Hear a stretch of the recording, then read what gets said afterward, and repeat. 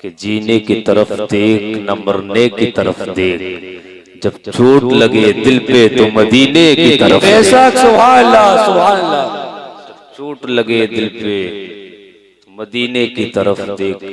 खैर अल्लाह सलामत रखे तमाम तर हाजरीन को। जिन लोगों ने हिस्सा लिया, नकीब अहले सुन्नत ने बड़ी मेहनत की जलसे को कामयाब करने के लिए। कारी उवैस रज़ा कादरी साहब तशरीफ रखते हैं। इनकी मेहनतें काविशें रही हैं कि उलमा का मुक़द्दस काफिला आपके दयार आपके गांव रसूलपुर में तशरीफ लाया है। यकीन जानिए आलिम दीन की बड़ी फजीलतें। कोई बामल जब आलिम दीन कब्रिस्तान से गुजर जाता है, अल्लाह ताला मुर्दों का अजाब उठा लेता है। ऐसा सुभान अल्लाह, अजाब उठा लेता है। तो आज कितने उलमा आपकी बस्ती में आए हैं। ऐसा कारी उवैस साहब ने हर एक के पास फोन किया, सब ने लब्बैक कहा और सब जो है इंतजाम करके आपके गांव में तशरीफ लाए हैं। अल्लाह सलामत रखे उलमा को, उस्ताद शोरा को आपने भी समात किया। कारी इस्लाही रागिब साहब, फटे नोट जितने बच गए हों अगर मेरे मुकद्दर में हो तो फटे नोट मुझे दे देना। बड़े फटे नोट थोड़े एतराज हो रहा था अभी। हाँ, इसलिए कि फटे नोट जब कहीं नहीं चलते हैं तो स्टेज पर इंसान चलाता, क्योंकि यहाँ देखा नहीं जाता। लेकिन हजरत की नजर बड़ी पैनी है। हाँ, वो देख लेते हैं। एक बार और देखा था, ये नोट लाकर तुमने दिया। और कोई दुकानदार अगर बैठा है, कोई दुकानदार नहीं लेगा वो फटा नोट लेगा, ले लेंगे फटा नोट। कोई नहीं लेता भैया।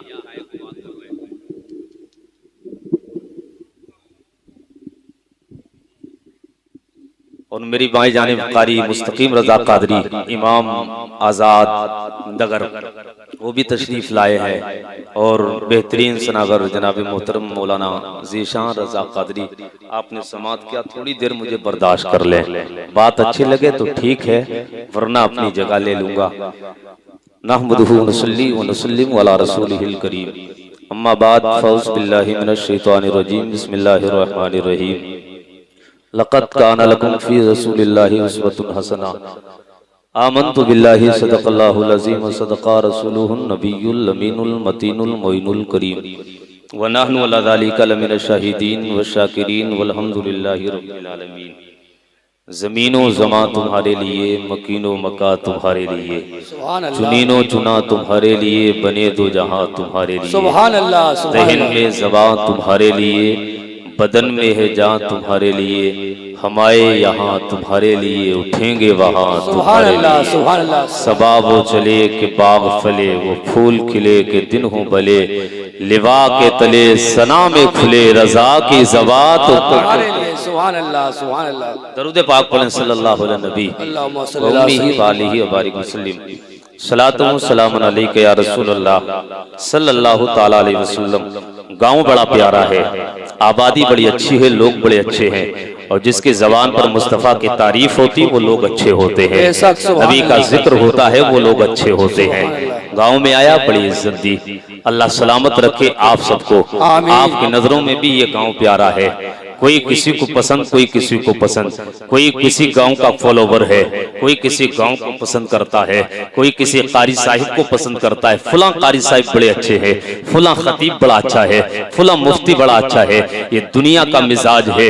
इंसान के जहन और दिमाग में जिसकी खूबियां बैठ जाती है, फिर इंसान उसका मद्दा हो जाता है, उसकी तारीफ करने लगता है। इंसान उठा कर देखो, कोई ताजमहल की तारीफ कर रहा है, ताजमहल को देखने के बाद उसका हुस्न जमाल देखने के बाद कहने लगा दुनिया में ताजमहल सबसे ज्यादा फेवरेट है, खूबसूरत है, उसका कोई इमारत मुकाबला नहीं कर सकती।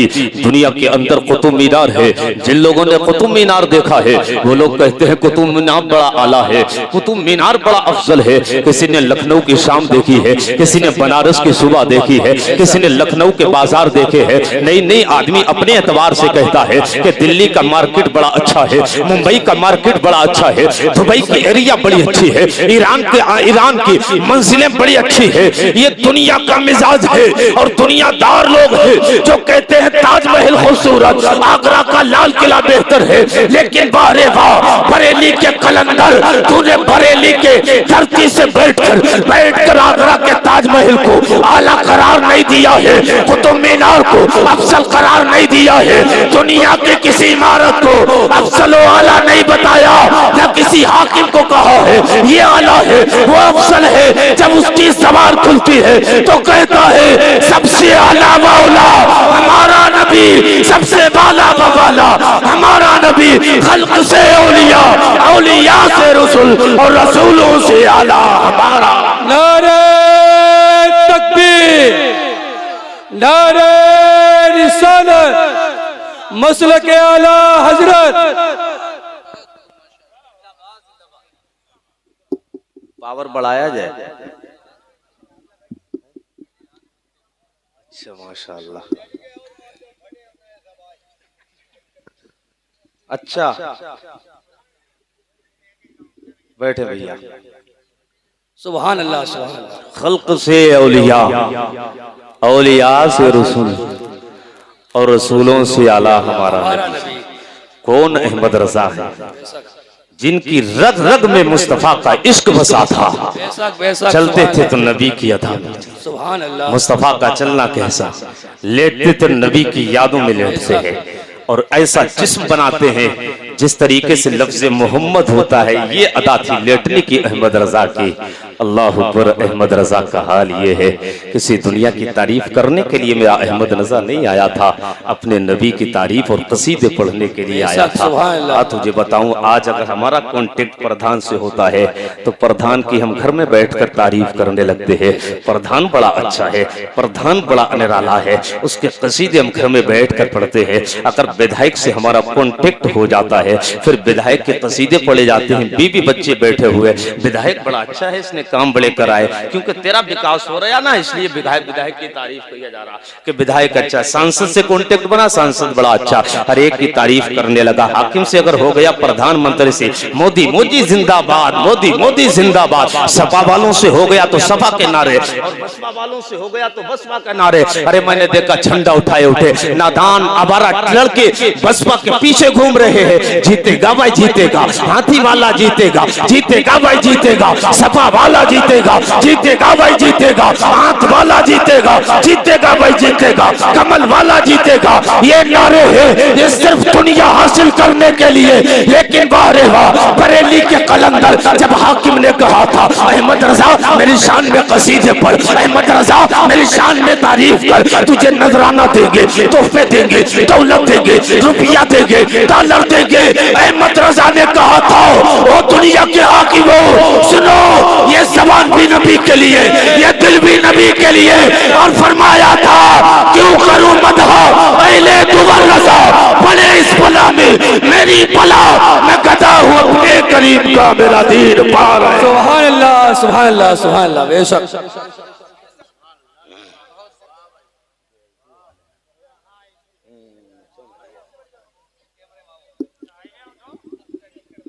सुनो भैया, सुनो भैया, नारा खूब लगाया कि जीतेगा भाई जीतेगा, हाथी वाला जीतेगा, साइकिल वाला जीतेगा, हाथ वाला जीतेगा। पंजे को जिताने के लिए दमखम लगा दिया है और सपा के पीछे दौड़ते गए। कोई मोदी की जय जयकार करने लगा, कोई योगी की जय जयकार करने लगा, कोई इसकी तारीफ कोई उसकी तारीफ। लेकिन जब धक्का लगता है तो सपा वाला बसपा में आ जाता, बसपा वाला कांग्रेस में आता, बसपा वाला फिर भागता, कहीं जब जगह नहीं मिलती तो फिर जाता है कमल में, यानी बीजेपी के झंडे के नीचे चला जाता है। वहां से धक्का लगता है, आ जाता है, कहता भैया सियासत से मेरा कोई ताल्लुक नहीं है, मैंने सियासत को अलविदा कहा है, कसम खुदा की ये कर के टोकरे जो खा रहे हो उसकी वजह ये है कि नबी के झंडे के नीचे नहीं आए। अगर मुस्तफा की तारीफ के झंडे के नीचे आ जाते तो तुम्हें ये टोकरे नहीं खाने मिलती। मेरे अहमद रजा ने कहा था फिर के गली गली तबाह, टोकरे सबकी खाए क्यों, दिल को जो अक्ल दे खुदा तेरी गली से। नारे तकबीर, नारे रिसालत, मसलक आला हजरत, नारे हैदरी। सुभान अल्लाह, सुभान अल्लाह। दिल को जो अक्ल दे खुदा तेरी गली से जाए क्यों, वो आशिक रसूल जब मदीने में गए तो किसी ने कहा सरकार ये मदीने की सरजमीन पथरीली जमीन है, कांटे वाली जमीन है, चप्पलें पहन लीजिए। अहमद रजा ने कहा था यार ये जमीन वो नहीं जहां चप्पलें पहन कर चला जाए, जूते पहन कर चला जाए। अहमद रजा नंगे पांव मदीने में मुस्तफा के दयार में चल रहे हैं। अचानक कांटा लग गया। जब कांटा लगा तो अहमद रजा ने वो कांटा अपने कदम से निकाला। निकालने के बाद उसे चूमा। चूमे के बाद कहने लगे वो कांटे शहर मदीना की तेरी जगह अहमद रजा के तलबे में नहीं है, अहमद रजा के दिल में तेरी जगह है। सुभान अल्लाह, दिल में तेरी जगह सुभान है। अल्लाह। इसलिए तुझे निस्बत मदीने से है, सरकार के दयार से तुझे निस्बत है। कहा अहमद रजा ने तेरा ये मकाम नहीं है, तेरा मकाम तो अहमद रजा के सुभान अल्लाह। लोगों आज जो हम कसीदे या आप कसीदे अहमद रजा के पढ़ते हैं उसकी वजह कोई और नहीं है, क्योंकि अहमद रजा ने जिंदगी भर अपने बाप के कसीदे नहीं पढ़े हैं, जिंदगी में अपने दादा के कसीदे नहीं पढ़े हैं, अपने परदादा और खानदानी पस मंजर को बयान नहीं किया है, बल्कि अहमद रजा ने यही कहा दुश्मनों की भीड़ में भी कि हश्र तक डालेंगे हम पैदाइश मौला की धूप, मिसले फारस नज़्द के किले गिराते जाए। सुभान अल्लाह, सुभान अल्लाह। यही कहा है। आज जो लोग दीन के काम करने के लिए रुपया इकट्ठा करते हैं, चंदा करते हैं, गली गली दुकान दुकान जाकर, कारी मुस्तकीम साहब कुछ लोग ये भी कहते हैं कि ये अपने घर के लिए चंदा कर रहे हैं, इसने अपने घर बार को चलाने के लिए चंदे का काम शुरू किया। एक लड़का चंदा करने वाला जलसे कराता, तो उससे लोगों ने कहा कि इसने अपने घर में जो समर लगाया वो चंदा करके लगाया है, इसके घर में काम जो होता है वो चंदे से होता है। ये चंदा करता है जलसे के नाम पर, नबी के नाम की महफिल पर चंदा होता है, और चंदा जब हो जाता है तो इसके घर में एक काम हो जाता है, कभी प्लास्टर होता है, कभी समर लगता है। ये आपके गांव में तो नहीं है, आपके गांव में भी है। चंदा करने वालों पर एतराज करने वाला अगर कोई है तो मेरी बात सुनो, ये दौलत भी मुस्तफा के लिए, ये खजाने भी नबी के लिए, ये दर और ये दौलत ये सब कुछ मुस्तफा के लिए। और ये सोच कर नहीं, ये सोच कर दे दिया करो कि खाते हैं तेरे दर का, पीते हैं तेरे दर का, पानी है तेरा पानी, दाना है तेरा दाना। सुभान अल्लाह, सुभान अल्लाह, सुभान अल्लाह। बेशक नबी के नाम पर दें, बस नबी के जलसे के लिए दें, बस नहीं आगे सोचो कि हम ये क्या करेगा, समर लगाएगा, टेबुल लगवाएगा, खेतियां खरीदेगा, कोई प्रॉपर्टी नहीं बना पाएगा चंदे के रुपये से, और बना ली तो हिलाक हो जाएगी, खत्म हो जाएगी प्रॉपर्टी, खत्म हो जाएगी। डॉक्टर साहब कहाँ गए? मरीज देख देंगे। चले गए डॉक्टर साहब जी। अच्छा भैया, एक डॉक्टर साहब जो है कब्रिस्तान में गए, पता चेहरा छुपाए हुए थे ऐसे, और चेहरा छुपा हुआ था। किसी ने कहा भाई डॉक्टर ये चेहरा क्यों छुपाए हो, चेहरा छुपाए क्यों हो? तो डॉक्टर ने कहा था यहाँ पर जितने लेटे हुए मेरी दवा खाकर से मरे हैं। सुभान। मुझे शर्म आ रही है, मुझे शर्म आ रही है इनके सामने चेहरा खोलते हुए, हया आ रही है। कौन सा चेहरा इन्हें दिखाए? किसी को टेबलेट दिया मर गया, किसी को इंजेक्शन दिया मर गया। क्या करूं यार, हया आ रही है। कौन सा चेहरा इन्हें दिखाए, कौन सा चेहरा? इसलिए मैंने नकाब डाल कर रखा। एक मौली साहब, सुनो एक मौली साहब की कहानी यार। मौली साहब आलिम दीन थे। मौली साहब जब तकरीर करते थे ना तो उनकी आदत थी आंखें बंद कर लेते थे। उन्होंने आंखें बंद की, 1 घंटा तकरीर की, 1 घंटा तकरीर, 1 घंटा तकरीर करने के बाद जब आंख खोली तो कोई भी मजमे में नहीं, सब कोई मजमे में नहीं, सब चले गए। एक बैठा हुआ था। मौली साहब कहने लगे बड़ा नबी का चाहने वाला है, मुस्तफा का आशिक बैठा है, नबी का दीवाना बैठा है, जिसने नबी का इश्क अपने रग रग में बसाया है वो बैठा है, नबी का वफादार बैठा है। तो कहने लगा कि मौली साहब सुनो, मैं जो बैठा हूँ वो इसलिए नहीं बैठा कि तेरी तकरीर सुनने के लिए, इसलिए बैठा हूँ जिस कुर्सी पर आप बैठे हैं ये कुर्सी किसी और की नहीं है, मेरी कुर्सी है। मैं भी कुर्सी का इंतजार कर रहा हूं, मैं भी कुर्सी का इंतजार कर रहा हूं। यार जल्दी से उठ जाओ, मैं अपनी कुर्सी के बहाने यहाँ बैठा हुआ हूं, तुम्हारी तकरीर कोई नहीं सुन रहा। तुम्हारी तकरीर सुन के तो सारे लोग चले गए, कोई देख रहा मजमे में? मौलवी साहब ने कहा कोई भी नहीं, कोई भी मजमे में नहीं है, और हम जो बैठे हुए ये क्या करूं, मेरी किस्मत की मेरी कुर्सी पर आप बैठे, मेरी कुर्सी पर आप बैठे और मेरी कुर्सी पर आप बैठे।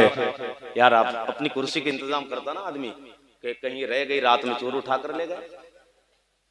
ये सोफा है ना किसी का, अगर सारे लोग चले जाएंगे तो सोफे वाला नहीं जाएगा, वो नहीं जाएगा। इसलिए नहीं जाएगा, अगर सोफा लेकर घर में नहीं गया तो बहू मारेगी, पक्का पिटाई होगी उसकी। और खावंद जो है अपनी औरतों से बहुत डरते हैं, बहुत डरते हैं, बहुत डरना भी चाहिए। डरो यार इनसे, क्योंकि खाना तो इन्हीं के हाथ से खाना है। अगर तुम्हें रोटियां ताजी खानी, अच्छा खाना खाना है तो इनके खुशामदेद करना पड़ेगी। औरत को नाराज ना करना, इसलिए अगर औरत को नाराज कर दिया रोज ऐसे खाना बना कर रख देगी, ना नमक का पता होगा ना तेल का पता होगा, फिर ऐसे ही हलक के नीचे नहीं उतरेगा, हलक के नीचे नहीं जाएगा। इसलिए कहता हूं कि औरतों को नाराज ना करो। मेरे आका सल्लल्लाहु अलैहि वसल्लम की जिंदगी हम सब के लिए नमूने अमल है। रसूलपुर के जिंदा दिल मुसलमानों, अल्लाह तुम्हें खुशियां अता फरमाए। आओ तुम्हें कहानी सुनाओ मक्के की। मक्के की कहानी है, एक यतीम बेटा, उसकी माँ है, एक बेबा खातून अपने यतीम बच्चे को लेकर मक्के में परवरिश कर रही है और बच्चे को पाल रही है। छोटा बच्चा है, परवरिश कर रही है। बढ़ते बढ़ते बच्चा इस मंजिल को पहुंच गया। तवज्जो करें मेरी माँ बहने भी, आप तवज्जो करें यार। छोटा बच्चा है, माँ बेबा है। बेबा खातून की जिंदगी कितनी दुश्वार होती है, कितनी दुश्वार जिंदगी बेबा की गुजरती है। इसलिए शौहर का जब साया नहीं होता है तो बेबा के लिए कदम कदम पर जिंदगी दुश्वार हो जाती है, फिर जीना उसके लिए मुश्किल हो जाता है। कोई इंतजाम करने वाला नहीं होता है, कोई काम देखने वाला नहीं होता है। अल्लाह पर एक बेटा है, यतीम बेटा है, माँ खातून बेबा खातून है। अल्लाह पर गुर्बत का ये मामला है, घर में कभी चूल्हा भी नहीं जलता है, घर की हांडी भी नहीं जला करती है। हाल ये है कि मक्के की सरजमीन पर उससे ज्यादा कोई गरीब नहीं है। उसके बदन पर सिर्फ एक लिबास है, बेबा खातून है। एक लिबास पहले जब इंसान ज्यादा एक लिबास पहनेगा, जगह जगह से इंसान का लिबास फट जाता है। वो लिबास जगह जगह से फट चुका था। बच्चा छोटा था, छोटा होने के बाद बच्चा जूं जूं बढ़ता चला गया, फिर वो मंजिल भी आई है। बच्चा अक्ल शऊर की मंजिल पर पहुंच गया, बच्चे को शऊर आ गया। बच्चे ने देखा माँ के बदन पर सिर्फ एक लिबास है। अल्लाह पर बच्चे ने माँ के बदन पर एक लिबास देखा है तो बच्चे ने कहा था, वो मेरी माँ मुझे इजाजत दे दे, मैं मक्के की सरजमीन पर जाऊंगा। मेरे खानदान के लोग बसा करते हैं, घर वाले लोग बसा करते हैं, अगर तेरी इजाजत होगी तो जाकर तेरे लिए लिबास का इंतजाम करके लाऊंगा। अल्लाह पर बच्चे ने कहा, माँ से कहा है, माँ ने कहा था बेटे तू नहीं जानता है, इस मक्के की धरती पर बड़े संग दिल लोग रहा करते हैं। किसी के सीने में सखावत वाला दिल नहीं है, कर्म करने वाला दिल नहीं है, ये सही लोग नहीं है। कोई तेरी मदद ना करेगा, कोई तेरी इयानत ना करेगा, कोई मदद करने के लिए तैयार नहीं होगा। बच्चे ने जिद की है, इसरार करने के बाद कहा था बच्चे ने, ओ माँ बस इजाजत तो दे दे, जाना मेरा काम है, मदद करना उनका काम है। बच्चे ने माँ से इजाजत ली है, मक्के की गलियों में गया। सबसे पहले चचा के दरवाजे पर गया, दरवाजे को खटखटाया, अंदर से आवाज आई कौन है? कहा तेरा भतीजा। दरवाजा खुला है। बच्चे ने कहा था चचा तू खूब जानता है, मेरा बाप दुनिया में नहीं है, मेरा बाप दुनिया में नहीं है, मेरी माँ बेबा हो चुकी है। इसके बदन पर जो एक लिबास हो वही लिबास पहनती है, दूसरा लिबास नहीं है। जगह जगह से वो लिबास फट चुका है। मुझे हया आती है, मुझे शर्म आती है। ओ मेरे चचा, आज तेरे दरवाजे पर, तेरी दहलीज पर एक लिबास मांगने के लिए आया हो, एक सवाल लेकर आया हो, बस एक लिबास का इंतजाम कर दे, एक कपड़े का इंतजाम कर दे। अल्लाह के बच्चे ने इतना कहा है, चचा ने धक्का मार दिया है। यार जब बाप का साया नहीं होता तो चचा भी किसी का नहीं होता है, ताया भी नहीं होता है, बाप बाप होता है। इसलिए कहता हूँ अगर बाप है कदम पकड़कर बाप की इज्जत करो। जिस दिन बाप का जनाजा निकल गया उस दिन बाप की कीमत पता लग जाएगी। बाप नहीं है, चचा ने धक्का दिया, दरवाजा बंद कर लिया गया। अल्लाह के बच्चे की आंख में आंसू आए हैं, रोने लगा यतीम बच्चा। यतीम बच्चे के सीने में कितना दिल बड़ा होता है। जब रोयाना बच्चा निकला है फिर दूसरे दरवाजे पर गया और जाने के बाद दूसरे दरवाजे पर दस्तक दिया। कहने लगा माँ के बदन पर सिर्फ एक सवाल, एक लिबास है, सिर्फ लिबास का इंतजाम करने के लिए दर दर का दरवाजे पर जा रहा हूँ, दर दर जा रहा हूँ, बस एक लिबास का इंतजाम कर दो। अल्लाह पर दूसरे दरवाजे पर गया, वहां भी इंतजाम ना हो सका। तीसरे दरवाजे पर गया, वहां भी इंतजाम नहीं हो सका। पूरे मक्का में अपने खानदान के लोगों के पास, परिवार के लोगों के पास होकर आ गया, कोई इंतजाम करने के लिए तैयार नहीं है। बच्चा रोता हुआ पलट कर माँ की तरफ आने लगा। रास्ते में आया, नबी के गुलाम से मुलाकात हो जाती है, मुस्तफा के वफादार से मुलाकात हो गई। नबी के गुलाम ने कहा था, वो बच्चे ठहर जा, ये बता तेरी आंख में आंसू किस लिए आए हैं, ये रोता क्यों है, रोता क्यों है, वजह क्या है, इतना कहना था। तो बच्चे ने कहा था, कौन इस यतीम के दर्द को पूछेगा, इन आंसुओं के बारे में कौन पूछेगा। अल्लाह जब इतना कहा तो उसने कहा था, बता तो सही तेरा दर्द कैसा है, आंखों में आंसू कैसे है। तब बच्चे ने कहा था, गुर्बत का मेरे घर में मामला ये है, मेरी माँ बेवा है, मेरे घर में कोई कमाने वाला नहीं है, कोई देने वाला नहीं है, गुर्बत का ये मामला है। कभी चूल्हा जलता है, कभी नहीं जलता है, कभी पानी से गुजारा होता है। अल्लाह मक्के के लोगों के पास गया था सिर्फ इस नियत से, मेरे माँ के पास एक लिबास है, जगह जगह से वो लिबास फट चुका है। एक लिबास मांगने के लिए मक्का में गया था, अपने खानदान के लोगों के पास गया था, किसी ने मदद नहीं की है। अल्लाह जब पलट कर इतना आया है तो उस नबी के गुलाम ने कहा था, बच्चे कोई तेरी मदद करे ना करे, लेकिन आमिना के लाल का तुझे दर का पता बता देता हूँ, जा वहां चला जाएगा तो मदद जरूर होगी। कोई साइल आज तक खाली हाथ वापस नहीं आया है। अल्लाह पर अब बच्चे की आंख में आंसू आ रहे थे, अब खुशी के आसार जाहिर होने लगे। अब बच्चा माँ की तरफ जब पलट कर आया है तो बेबागा माँ है, उस माँ ने जब अपने बच्चे को देखा, फिर बच्चे को देखने के बाद खाली हाथ आया, आंख में आंसू, दिल में दर्द है, बच्चे को सीने से लगाया, दुआएं दी माँ ने। और माँ ने कहा था, बेटे मैंने तुझे मना किया था कि मक्का में कोई तेरी मदद ना करेगा, कोई तेरे चचा काम नहीं आएगा। अल्लाह सीने से लगाकर चीख निकल गई बच्चे की। फिर बच्चे ने मुस्कुरा कर कहा था, माँ एक दर का पता मिल गया है, अगर तेरी इजाजत हो उस दर पर चले जाए। उसने कहा है, जहाँ वहाँ कोई भी जाता है उसे खाली हाथ वापस नहीं किया जाता है। आज तक कोई शायद उसके दरवाजे से खाली हाथ लौटाया नहीं गया है। मैंने कहा था, कौन सा दरवाजा है? कहा, अब्दुल्ला का लख्त जिगर है, दुनिया मोहम्मद कहती है, माँ यार इजाजत हो। अल्लाह और माँ ने कहा था, बेटे तू नहीं जानता है, उसका मजहब अलग है, उसका दीन अलग है, उसका दीन अलग है, उसका धर्म अलग है। मैंने सुना है जो उसके पास जाता है वो दीन बदल देता है, धर्म बदल देता है, वो तेरा दीन बदल देगा, तेरा मजहब बदल देगा, तेरा दीन बदल देगा। बेटे उसके पास मत जा। अल्लाह अकबर। बच्चे ने कहा था, वो माँ बस इजाजत दे दे, उसके पास जाऊंगा और उससे कहूंगा एक वादा कर, फिर तुझसे सवाल करूंगा। अगर वो वादा करेगा कि उसका दीन नहीं लेना है, कलमा नहीं पढ़ना है, अगर वो इकरार करेगा फिर कहूंगा कि तुझसे कपड़े का सवाल है, एक कपड़े का इंतजाम कर दे। अल्लाह माँ ने जब इजाजत दी है, इस शर्त के साथ बच्चे को इजाजत दी। बच्चे की आंख में आंसू। बच्चा जब गया मुस्तफा के दरबार में, अल्लाह पर खड़ा हो गया। मेरे नबी हरम शरीफ के अंदर बैठे हुए, कमली चादर अपने ओढ़े हुए है। सरकार के चेहरे पर जब निगाह पड़ी है, जब उसने सरकार का नबुव्वत वाला चेहरा देखा है, बच्चे पर मुस्तफा की निगाह पड़ी है। निगाह से जब निगाह टकराई है, बच्चे के दिल की कैफियत बदलने लगी है। बच्चे ने कहा था, ओ मोहम्मद, आपके पास एक सवाल लेकर आया हो, एक सवाल लेकर आया हो, लेकिन वादा करो आपका कलमा नहीं पढ़ना है, आपका दीन नहीं लेना है, आपका धर्म नहीं लेना है। अल्लाह मेरे नबी मुस्कुराने लगे। आमिना के लाल ने मुस्कुरा कर कहा था, ओ बच्चे, मैंने तुझसे कब कहा है कि मेरा दीन कबूल कर ले, कलमा पढ़ ले, जो तेरा दिल चाहे वो कर, बता तेरा सवाल क्या है। तब बच्चे ने कहा था, या रसूल अल्लाह, मेरी माँ के बदन पर सिर्फ एक लिबास है, एक लिबास के इंतजाम करने के लिए, एक लिबास मांगने के लिए तुम्हारे पास आया हो। हो। आका करीम ने जब इतना सुना है, यतीम बच्चे को अपनी ओढ़ी हुई कंबल उतारी है, यतीम बच्चे को दी है। यार दुनिया जहां सखावत की सोचती है, मेरे मुस्तफा की सखावत की इब्तिदा वहां से होती है। सरकार ने चादर उठाई है, बच्चे को दी है, बच्चे ने चादर पकड़ी है, सीने से लगाई, माँ के घर की तरफ चल दिया है। जब घर में आया है तो माँ ने पूछा, बेटे उसने तेरा दीन नहीं लिया?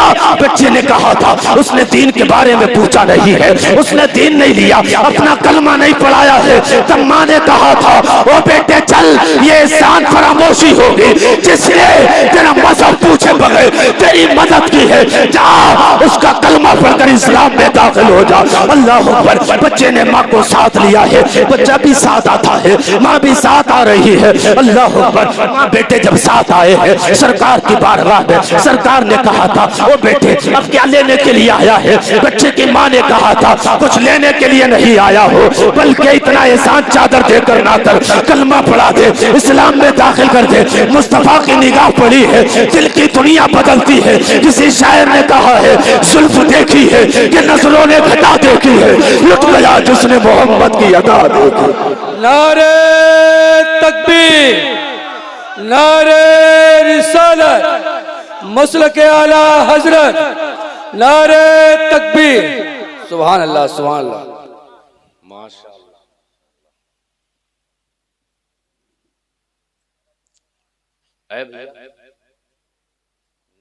ऐसा जब ये मजमा होता है तब सुनने वाला होता है। बेशक, सुभान अल्लाह। और मुझे ये मजमा बड़ा पसंद है, बहुत पसंद है। मैं देखो अभी कुछ दिन पहले मैं उड़ीसा में गया था, जहाँ ट्रेन का हादसा हो गया। वहाँ बिल्कुल मैंने मजमे को साबित किया। मैंने कहा आप लोग जो है खामोश और दिल में सुभान अल्लाह कह लें, बस सुन लें, ताकि यूपी से आने का हक, इतने लंबा जो सफर तय किया इसका हक अदा हो जाए। ये मेरे नबी की जिंदगी है। बेशक, सुभान अल्लाह। कहाँ पड़े हैं हम? हमने अपना आइडियल मुंबई के हीरो को बनाया, हमने अपना आइडियल कपड़ों में मुंबई में नाचने वाली हीरोइन को बनाया, हमने अपना आइडियल लंबे और लुच्चे लफंगे लड़कों को बनाया। इन्होंने बाल कटाए, तुमने बाल कटाए, इन्होंने आधे कपड़े पहने, तुमने आधे कपड़े पहने। जब ये नंगे नाचने वाली आधा लिबास पहनने लगी, मेरी बेटी भी आधा लिबास पहनने लगी, मेरी बहन भी आधा लिबास पहनने लगी। जब वो बाजारों में मेकअप करके जाने लगी, मेरी बेटियां भी मेकअप करके जाने लगी। याद रखो मेरी कौम की बेटियों, तुम्हारा अगर कोई आइडियल है तो करबला की सैयदा ज़ैनब है, मदीने वाली फातिमा तो ज़हरा आइडियल है। कसम खुदा की, जब तू सैयदा के पीछे जाएगी, उनके तरीके को फॉलो करेगी, खुदा भी राजी होगा, फातिमा का बाबा मोहम्मद रसूलुल्लाह भी राजी। सुभान अल्लाह, सुभान अल्लाह। बेशक। हाँ, और इन्हें मत राजी करो, ये सानिया मिर्जा और ये मिर्जा वो मिर्जा, ये कोई काम नहीं आएगी।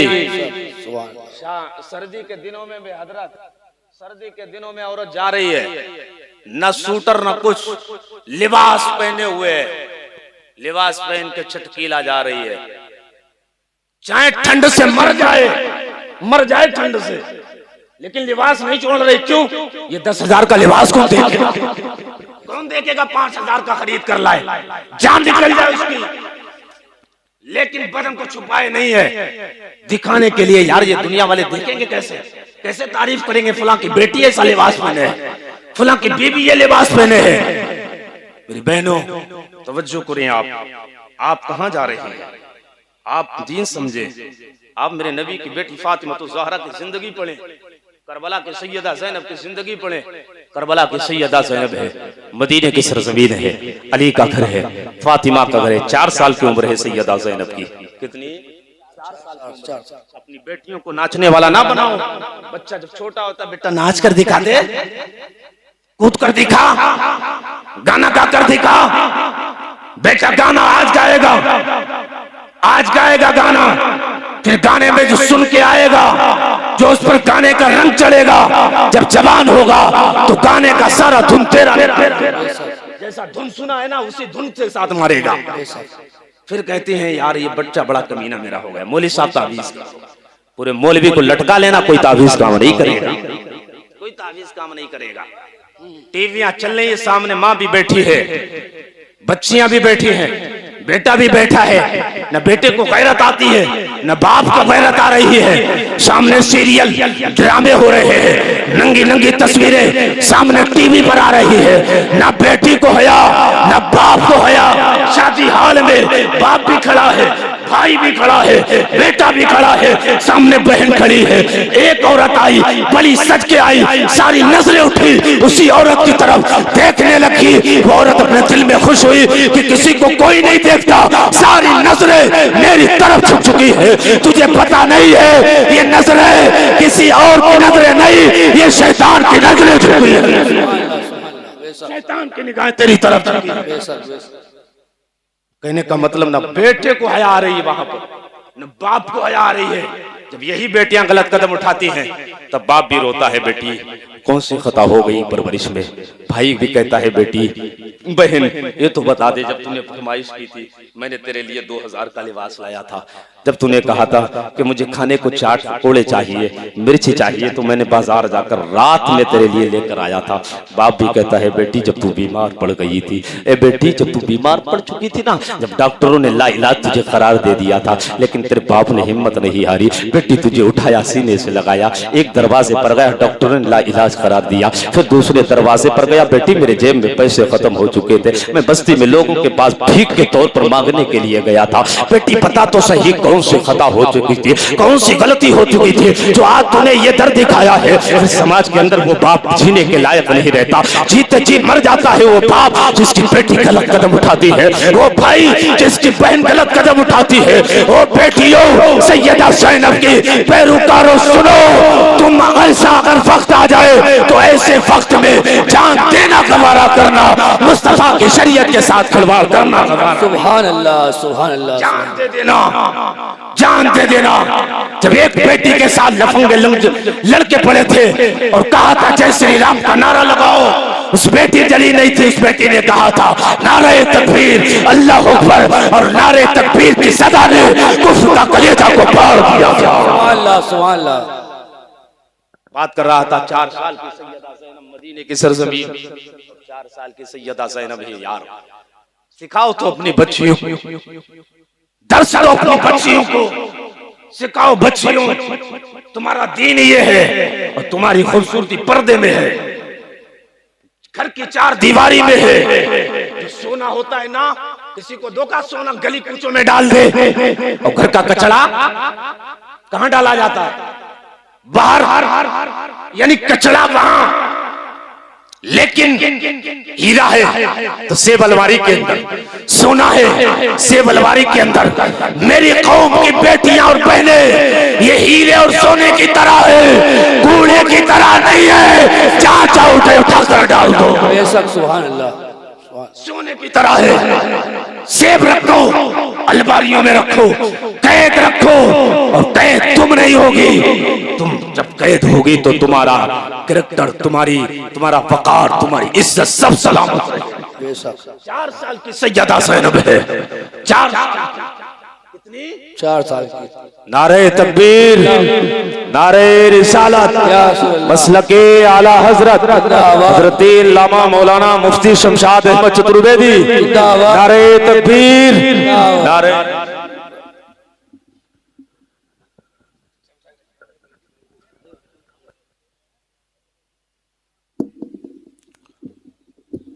सल्लल्लाहु अलैहि नबी व उम्मिही व आलिहि व बारिक वसल्लम। सलातु व सलाम अलैका या रसूलुल्लाह सल्लल्लाहु अलैहि वसल्लम। सुने, बहुत जल्दी खत्म कर रहा हूं। कितनी उम्र है? 4 साल की।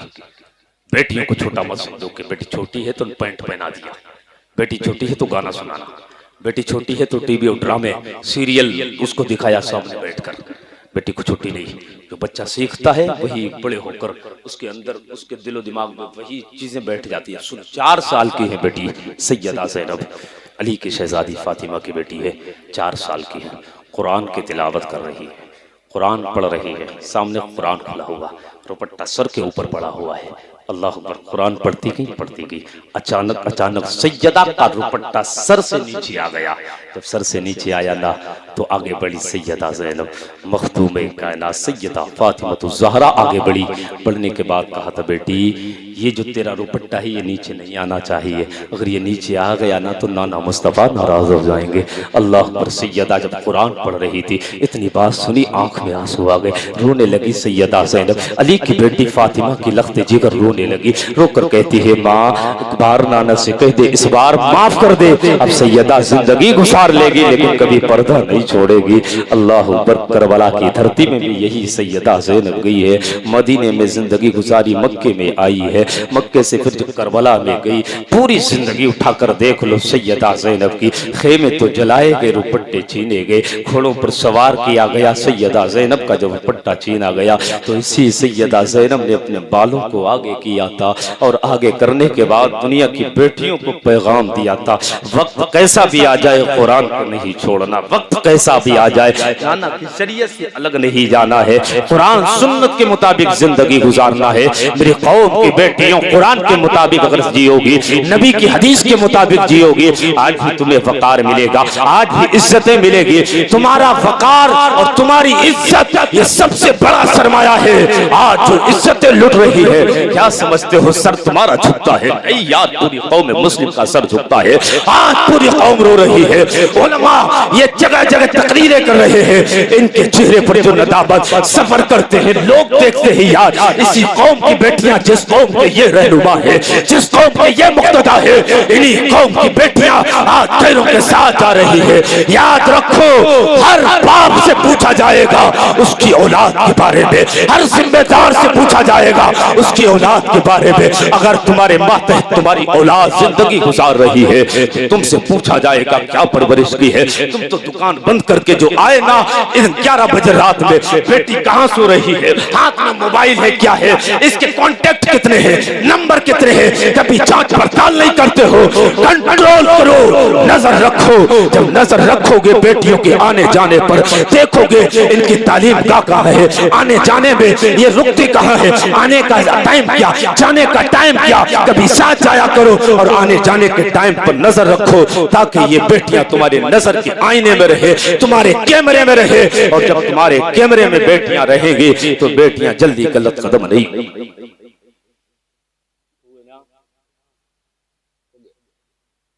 बाप रोता है, बहे भाई रोता है, तो कितना बुरा लगता है ना।